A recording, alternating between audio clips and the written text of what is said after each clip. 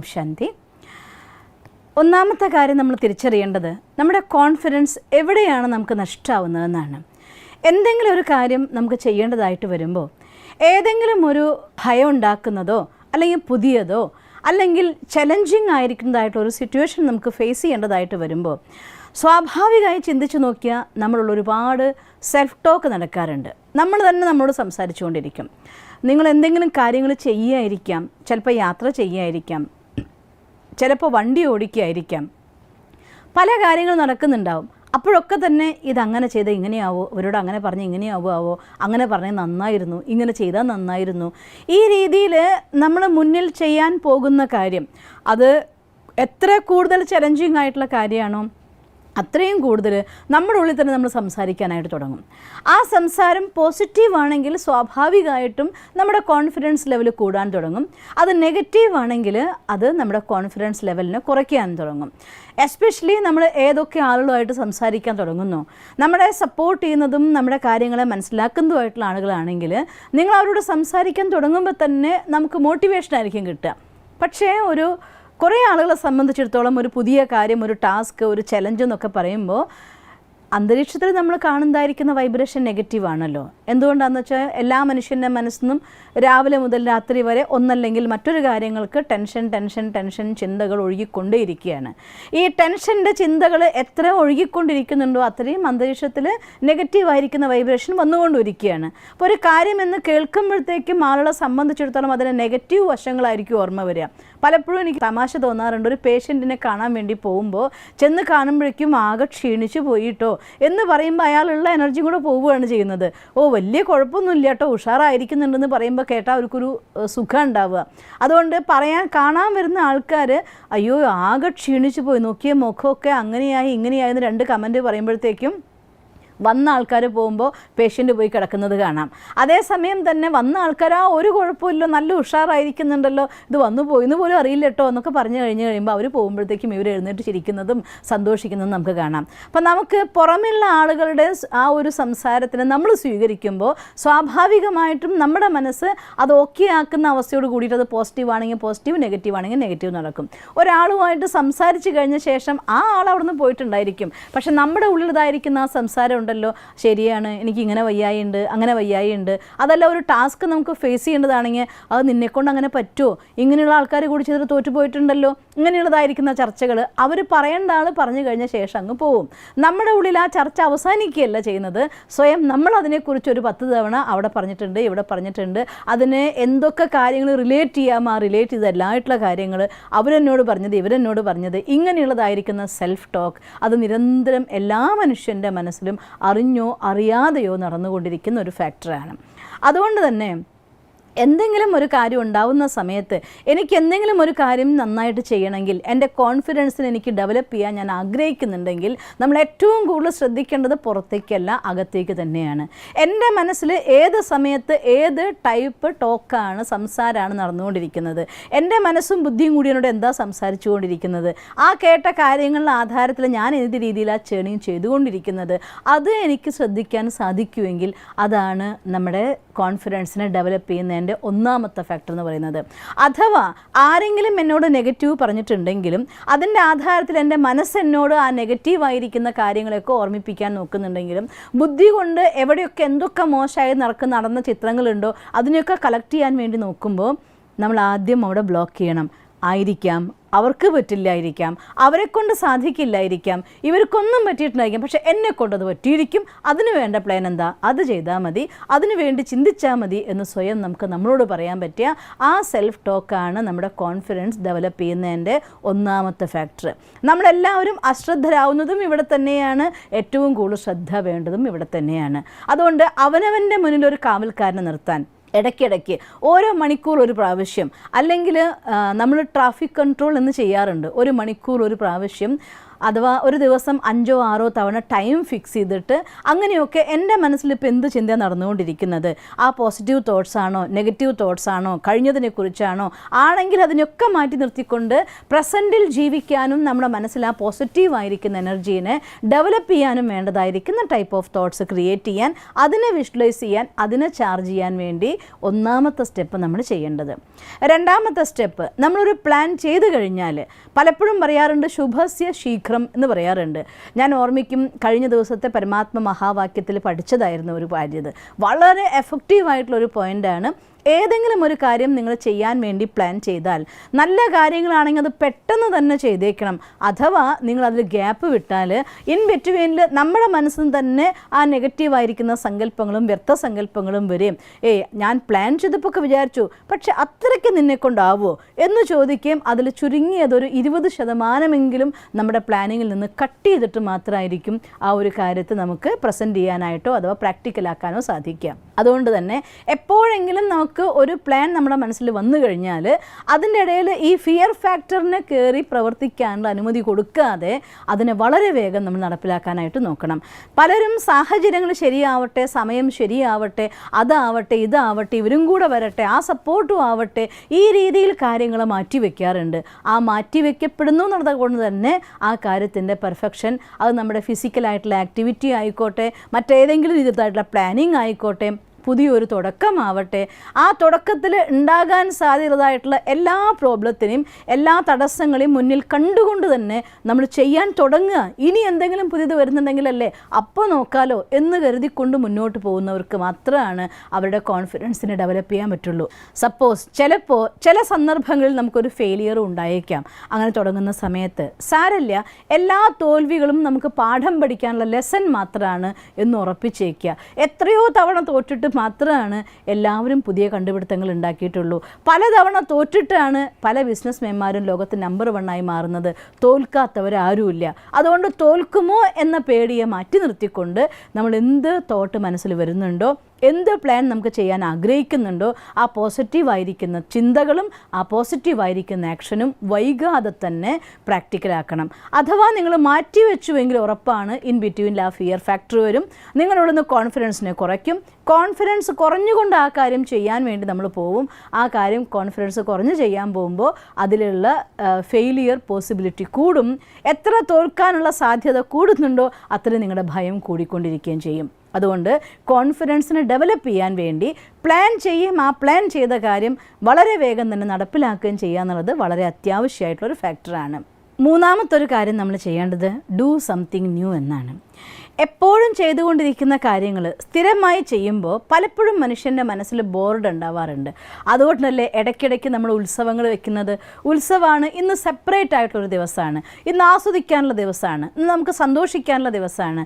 ഞാൻ പല കമ്പനികളും സ്വന്തമാക്കിയിട്ടുള്ള ഒരു നല്ല മെത്തേഡ് എനിക്കിഷ്ടം തോന്നാറുണ്ട്. ഈ ഡയറക്റ്റ് മാർക്കറ്റിങ്ങിന് പോകുന്നതായിട്ടുള്ള കുട്ടികളെയൊക്കെ രാവിലത്തെ ക്ലാസ്സുകൾ ഞാൻ കണ്ടിട്ടുണ്ട്. നമുക്ക് ഐ ക്യാൻ ഡു ഇറ്റ് എന്നൊക്കെ ഒരു ടീമിലായിട്ട് അവരെ കൊണ്ട് പറയിപ്പിക്കുന്നു, ഉറക്കെ പറയിപ്പിക്കുന്നു. പലരും ഡാൻസ് കളിക്കുന്നു, ഒന്നിച്ച് പാട്ട് പാടുന്നു. ഇതിൻ്റെ ഒരു എനർജി അവനവൻ്റെ ഉള്ളിൽ നിറച്ചുകൊണ്ട് അവർ ഫീൽഡ് ഇറക്കുന്നത് ഞാൻ കാണാറുണ്ട്. ഓക്കെ, എനിവേ നമ്മളെ സംബന്ധിച്ചിടത്തോളം ഒരു പുതിയ കാര്യം എന്ന് പറയുന്നത് അതിനൊരു ഉന്മേഷവും ഉത്സാഹവും ഒരു താല്പര്യമൊക്കെ കൂടുതലായിരിക്കും. അതുകൊണ്ട് ഡെയിലി ചെയ്തുകൊണ്ടിരിക്കുന്ന കാര്യത്തിന് വ്യത്യസ്തമായിക്കൊണ്ട് ഇടയ്ക്കിടയ്ക്ക് എന്തെങ്കിലും പുതിയ കാര്യങ്ങൾ ചെയ്യാൻ നിങ്ങൾക്ക് സാധിക്കുമെങ്കിൽ അത് നമ്മളുടെ ആ ഒരു കോൺഫിഡൻസ് ലെവലിനെ കൂട്ടാൻ നമ്മളെ സഹായിക്കും. എല്ലാ മനുഷ്യന്മാരെ സംബന്ധിച്ചിടത്തോളം അവരുടേതായിട്ടുള്ള ഒരു ഫീൽഡ് ഉണ്ടായിരിക്കും. മീൻസ് എനിക്ക് സ്വന്തമായിരിക്കുന്നത്, ഞാൻ ചെയ്യുന്നത്, എൻ്റെ കഴിവായിരിക്കുന്നത്, എൻ്റെ ടാലൻ്റ് ആയിരിക്കുന്ന ഒരു ഫാക്ടർ ഉണ്ടായിരിക്കും. പക്ഷേ അറ്റ് ദ സെയിം ടൈം ആ കാര്യത്തിൻ്റെ ഒപ്പം എനിക്ക് എൻജോയ് ചെയ്യാൻ പറ്റുന്ന വേറെ ഒരുപാട് കാര്യങ്ങളും ഉണ്ടായിരിക്കും. ഒരു കാര്യം മാത്രം കൊണ്ടൊന്നും ആരും ജനിക്കാറില്ല. അപ്പം അതുകൊണ്ട് എനിക്ക് ഇഷ്ടമുള്ള ഫീൽഡ്, ചിലർക്ക് നന്നായിട്ട് വായിച്ചു പഠിക്കാനായിരിക്കും, ചിലരെ സംബന്ധിച്ചിടത്തോളം സംഗീതം പഠിക്കാനായിരിക്കും, ചിലർക്ക് പാടുന്നതായിരിക്കാം, ചിലർക്ക് ഡാൻസ് ആയിരിക്കാം, ചിലർക്ക് അങ്ങനെയുള്ളതായിട്ടുള്ള ആക്ടിവിറ്റീസ് ആളുകൾ സംഘടിപ്പിക്കുന്നതായിരിക്കാം. നമുക്കുള്ളതായിരിക്കുന്ന എക്സ്ട്രാ ആക്ടിവിറ്റി എന്താണോ അതിനു വേണ്ടി നമ്മൾ സമയം കണ്ടെത്തും. ഇടയ്ക്കിടയ്ക്ക് അങ്ങനെയുള്ള കാര്യങ്ങൾ നമ്മൾ ഇൻവോൾവ് ആവുകയും ചെയ്യുന്നത് നമ്മുടെ കോൺഫിഡൻസ് ലെവൽ കൂട്ടിക്കൊണ്ടിരിക്കും. കാരണം ഒന്ന് മാത്രമല്ല, പല ക്വാളിറ്റി ഡെവലപ്പ് ചെയ്യപ്പെടുമ്പോൾ അത് തരുന്നതായിട്ടുള്ള പോസിറ്റീവ് എനർജി നമ്മുടെ കോൺഫിഡൻസിനെ ഡെവലപ്പ് ചെയ്യുകയും ചെയ്യും. പിന്നെ അടുത്തൊരു പോയിന്റ് നമ്മൾ ശ്രദ്ധിക്കേണ്ടത്, ചെയ്യുന്ന കാര്യം നമ്മുടെ ആ ഒരു മെൻ്റൽ സ്ഫിയറിലായിരിക്കണം എന്ന് മാത്രം. കർമ്മം ചെയ്യുമ്പോൾ കുറച്ച് നാൾ പല കാര്യങ്ങളും നമ്മൾ ചെയ്യാൻ തുടങ്ങിക്കഴിഞ്ഞ് പ്രാക്ടീസായി കഴിഞ്ഞ് കഴിയുമ്പോൾ അതൊരു ആക്ടിവിറ്റി പോലെ നമ്മുടെ ബ്രെയിനിൽ ന്യൂറോൺ പാത്വേ സെറ്റ് ചെയ്യും. എന്ത് കാര്യമാണോ സ്വാഭാവികമായിട്ട് ആ രീതിയിൽ നടക്കാൻ തുടങ്ങും. അതോടുകൂടി ആ കാര്യത്തോടുള്ളതായിട്ട് നമ്മുടെ ഇൻട്രസ്റ്റ് അവിടെ അവസാനിക്കും. അപ്പോൾ ആ ഇൻട്രസ്റ്റ് അവസാനിക്കുന്നതോട് കൂടിയിട്ട് നിങ്ങൾ അതിനു വേണ്ടി നിങ്ങളുടെ ക്രിയേറ്റിവിറ്റി ഉപയോഗിക്കുന്ന അവിടെ അവസാനിക്കും. നിങ്ങളുടെ ഗ്രോത്ത് ആ ഒരു പോയിന്റിൽ നിന്ന് പോയി എന്ന് വേണം പറയാൻ. പിന്നെ ഒരു കാര്യം ഞാൻ മനസ്സിലാക്കിയെടുത്തോളം, ഒരാൾ ഒന്നുകിൽ മുന്നോട്ട് വളരും അല്ലെങ്കിൽ പിന്നോട്ട് പോകും. മുന്നോട്ട് വളരാൻ വേണ്ടി അതിൽ പുതിയ പുതിയ മേഖലകളെ കണ്ടെത്തുകയും പഠിക്കുകയും അതിൽ ഇൻട്രസ്റ്റ് ഡെവലപ്പ് ചെയ്യുകയും ചെയ്യുകയാണെങ്കിൽ അവർ മുന്നോട്ടുള്ള യാത്രയിലായിരിക്കും. അഥവാ ഞാൻ പഠിച്ചിട്ടുണ്ട് ഈ കാര്യം സ്വന്തമാക്കി ആ ലെവലിൽ നിന്ന് പോവുകയാണെങ്കിൽ അവിടെ നിൽക്കാറില്ല, അവരെ കടന്ന് ഒരുപാട് പേര് മുന്നോട്ട് പോകും, അവർ ഏറ്റവും പിന്നിലാവുകയും ചെയ്യും. അതുകൊണ്ട് ഒന്നുകിൽ നിങ്ങൾ അപ്ഗ്രേഡ് ചെയ്യും, അല്ലെങ്കിൽ നമ്മൾ തന്നെത്താൻ ഡൗൺഗ്രേഡ് ചെയ്യും. അതുകൊണ്ട് ഡൗൺഗ്രേഡ് ചെയ്യാതിരിക്കാൻ വേണ്ടി ചെയ്യുന്ന കാര്യത്തിൽ മനസ്സ് വെച്ചുകൊണ്ട് ചെയ്യുക എന്ന് പറയും. മനസ്സ് വെക്കുക എന്ന് വെച്ചാൽ എന്താർത്ഥം? അതിൽ പുതുമകളെ കൊണ്ടുവരിക, അതിൽ ക്രിയേറ്റിവിറ്റി കൊണ്ടുവരിക, അതിലെന്തൊക്കെ പുതിയതായിട്ടുള്ള ഫീൽഡ് വന്നുകൊണ്ടിരിക്കുന്നു. എന്നും എല്ലാ ഫീൽഡും മാറ്റത്തിന് വിധേയം തന്നെയാണ്. ചിലത് വളരെ ഫാസ്റ്റായിട്ട് ഡെവലപ്പ് ആയിക്കൊണ്ടിരിക്കുന്നു, ചിലത് കുറച്ച് സ്ലോയിൽ പോകുന്നു. പക്ഷേ മാറ്റം എല്ലാത്തിനും സംഭവിച്ചുകൊണ്ടിരിക്കുന്നുണ്ട്. അപ്പോൾ അതുകൊണ്ട് എന്തൊക്കെ മാറ്റങ്ങൾ നമ്മൾ പ്രവർത്തിക്കുന്നതായിട്ടുള്ള ഫീൽഡിൽ വരുന്നു അതിനെക്കുറിച്ച് കൂടുതൽ പഠിച്ച് അതിനെ ഇംപ്ലിമെൻറ്റ് ചെയ്യാൻ നോക്കുമ്പോൾ നമ്മൾ മാനസികമായി ആ കർമ്മത്തോട് എല്ലാ സമയത്തും അറ്റാച്ച്ഡ് ആയിരിക്കും. അങ്ങനെ തൻ്റെ കർമ്മത്തിൽ നമ്മുടെ മനസ്സർപ്പിച്ചുകൊണ്ട് ഏകാഗ്രതയോടെ സമർപ്പണത്തോടെ നമുക്ക് ചെയ്യാൻ പറ്റുന്നുണ്ടെങ്കിൽ മാനസിക തലത്തിൽ കൂടി നമ്മൾ ആ കർമ്മം ചെയ്യുന്നുണ്ടായിരിക്കണം. അതുകൊണ്ട് ചെയ്യുന്ന കർമ്മം എന്തോ അത് നമ്മുടെ മെൻ്റൽ സ്ഫിയറിൽ കൂടെ നമ്മൾ ചെയ്യണം എന്നുള്ള കാര്യം അത്യാവശ്യമാണ്. പിന്നെ നമ്മുടെ ശരീരം തീർച്ചയായിട്ടും മനസ്സിനെ ബാധിക്കാറുണ്ട്. ഒന്ന് ചിന്തിച്ചു നോക്കിയാൽ പനി പിടിച്ചിട്ട് എഴുന്നേറ്റ് നിൽക്കാൻ നമുക്ക് സാധിക്കുന്നില്ലെങ്കിൽ എനിക്ക് പോകണം ചെയ്യണം എന്നൊക്കെ അതിയായ ആഗ്രഹം ഉണ്ടാവും. പോവാൻ പറ്റാത്തതിൽ സങ്കടം വരെ ഉണ്ടായിരിക്കും. എന്നാലും എഴുന്നേറ്റ് നിൽക്കാൻ പറ്റില്ലെങ്കിൽ പറ്റില്ലല്ലോ. അപ്പോൾ നമുക്ക് ശരീരത്തിൽ നമ്മുടെ മനസ്സിനെയും ബാധിക്കുന്നുണ്ട്. അതുപോലെ തന്നെ പലപ്പോഴും നമ്മുടെ ബോഡി പോസ്റ്റേഴ്സ് അത് നമ്മുടെ ഡയറക്റ്റായിട്ട് നമ്മുടെ മനസ്സിനെ എഫക്റ്റ് ചെയ്യുന്ന ഘടകമാണ്. അതുകൊണ്ടാണ് നിങ്ങൾ കണ്ടിട്ടുണ്ടോ, തളർന്ന ഒരാളിരിക്കുകയാണെങ്കിൽ തലയിൽ ഇങ്ങനെ കയ്യൊക്കെ കൊടുത്തുകൊണ്ട് തല കുനിച്ചിരിക്കുന്നത് കാണാം. അങ്ങനെ ഇരിക്കുമ്പോഴേ ചോദിക്കുക എന്താ പറ്റി, എന്താ അങ്ങനെ ഇരിക്കണമെന്ന് ചോദിക്കുന്നു. നമുക്ക് മനസ്സിൻ്റെ ഭാരം ശരീരത്തിനെയും ശരീരത്തിൻ്റെ അവസ്ഥ മനസ്സിനെയും ബാധിക്കും. അതുകൊണ്ട് ഒരു കാര്യം നമ്മൾ ശ്രദ്ധിക്കേണ്ടത്, ഇരിക്കുന്ന സമയത്തോ നടക്കുന്ന സമയത്തോ നിൽക്കുന്ന സമയത്തോ ഒക്കെ കോൺഫിഡൻ്റ് ആയിരിക്കുന്ന ഒരു ബോഡി പോസ്റ്റർ അത് നമ്മുടെ ഉള്ളിൽ ക്രിയേറ്റ് ചെയ്യാൻ വേണ്ടി നമ്മൾ എപ്പോഴും നോക്കണം. അത് നമ്മൾ മുന്നൊരു വീഡിയോയിൽ ഞാൻ ഇട്ടിട്ടുണ്ടായിരുന്നു. നിങ്ങൾ നിൽക്കുകയാണെങ്കിൽ നിങ്ങളുടെ ഷോൾഡറിൻ്റെ ലെവലിൽ കാല് വെച്ചുകൊണ്ട് നിൽക്കാൻ നോക്കുക. ചാരി അവിടെ ഇവിടെ നിൽക്കുക എന്നുള്ളത് ഒഴിവാക്കുക. ഇരിക്കുകയാണെങ്കിൽ നട്ടിൽ നിവർന്നിരിക്കാൻ വേണ്ടി ശ്രമിക്കുക. എത്ര കൂടുതൽ വളഞ്ഞ നട്ടലോട് കൂടി ഇരിക്കുന്നുണ്ടോ അത്രയും കൂടുതൽ മനസ്സിൻ്റെ കോൺസെൻട്രേഷൻ നിങ്ങൾക്ക് പോകുന്നില്ല, യാതൊരു സംശയവുമില്ല. അപ്പം അതുകൊണ്ട് ആ കോൺഫിഡൻ്റ് ആയിരിക്കുന്ന ബോഡി ലാംഗ്വേജ് അത് നിങ്ങൾക്ക് ഏറ്റവും അത്യാവശ്യമായിട്ടുള്ളൊരു കാര്യമാണ്. പലപ്പോഴും നമ്മൾ കാണാം ഇന്നത്തെ ലോകത്ത് അധികവും കമ്പ്യൂട്ടറിൽ മൊബൈലിൽ ഇരുന്ന് വർക്ക് ചെയ്യുന്ന ആളുകളാണ്. അങ്ങനെ വർക്ക് ചെയ്യുന്ന സമയത്ത് നട്ടെല്ല് വളഞ്ഞിരിക്കുന്ന അവസ്ഥ നോക്കിക്കോളും. നമ്മുടെ സമൂഹത്തിന് ഡേ ബൈ ഡേ കോൺഫിഡൻസ് കുറഞ്ഞു വന്നുകൊണ്ടിരിക്കുകയാണ്. അപ്പോൾ അതുകൊണ്ട് നിങ്ങൾ എവിടെ ഇരിക്കുകയാണെങ്കിലും നട്ടെല്ല് നിവർന്ന പൊസിഷനിലാണ് നിങ്ങൾ ഇരിക്കുന്നതെങ്കിൽ ഓട്ടോമാറ്റിക്കലി നമ്മുടെ കോൺഫിഡൻസ് ലെവൽ കൂടും. നമ്മളോട് സംസാരിക്കുന്ന സമയത്ത് ഐ കോണ്ടാക്റ്റിൽ സംസാരിക്കുക, ഒരാൾ സംസാരിക്കുന്ന സമയത്ത് ശ്രദ്ധാപൂർവ്വം നമുക്ക് കേൾക്കാൻ സാധിക്കുക. ഇതൊക്കെ നമ്മുടെ കോൺഫിഡൻസിനെ കൂട്ടുന്ന ഘടകങ്ങളാണ്. പലപ്പോഴും എൻ്റെ അനുഭവത്തിൽ പലരും പല ചോദ്യങ്ങളും പല സ്ഥലങ്ങളിൽ പോകുമ്പോൾ ചോദിക്കാറുണ്ട്. എസ്പെഷ്യലി നമ്മൾ പ്രഭാഷണത്തിന് പോകുമ്പോഴോ അല്ലെങ്കിൽ ഒരു ട്രെയിനിങ് കൊടുക്കാൻ പോകുമ്പോഴോ ഒരു പ്രോഗ്രാം കണ്ടക്ട് ചെയ്യാൻ പോകുമ്പോഴോ ഒക്കെ ഈ ലോകത്തെ എല്ലാ ഫീൽഡിനെ കുറിച്ചുള്ള അറിവ് ആർക്കും ഇല്ലല്ലോ. അത് നമുക്കൊരിക്കലും സ്വന്തമാക്കാനും സാധ്യമല്ല. നമ്മളുള്ള അറിവുകൾ നമ്മൾ പകർന്നു കൊടുക്കാൻ പോകുമ്പോൾ പലരുടെയും ചോദ്യങ്ങൾ പലപ്പോഴും നമ്മളെ കുരുക്കാൻ വേണ്ടിയായിരിക്കാം, അല്ലെങ്കിൽ നമ്മളെ ക്രിട്ടിസൈസ് ചെയ്യാൻ വേണ്ടി ചോദിക്കുന്നവരുണ്ട്, അല്ലെങ്കിൽ നമുക്കത് അറിയില്ലാതെ വിചാരിച്ചുകൊണ്ട് ചോദിക്കുന്നവരുണ്ട്. പക്ഷേ എൻ്റെ അനുഭവത്തിൽ ശ്രദ്ധിച്ച് കേൾക്കുന്നതോടുകൂടി അവരുടെ ചോദ്യത്തിനുള്ളിൽ തന്നെ അവരുടെ ചോദ്യത്തിനുള്ള ഉത്തരവ് ഉണ്ടാവാറുണ്ട്. അതുകൊണ്ട് ഇതൊക്കെ നമ്മുടെ കോൺഫിഡൻസിനെ കൂട്ടാനുള്ളതായിരിക്കുന്ന ഘടകമാണ്.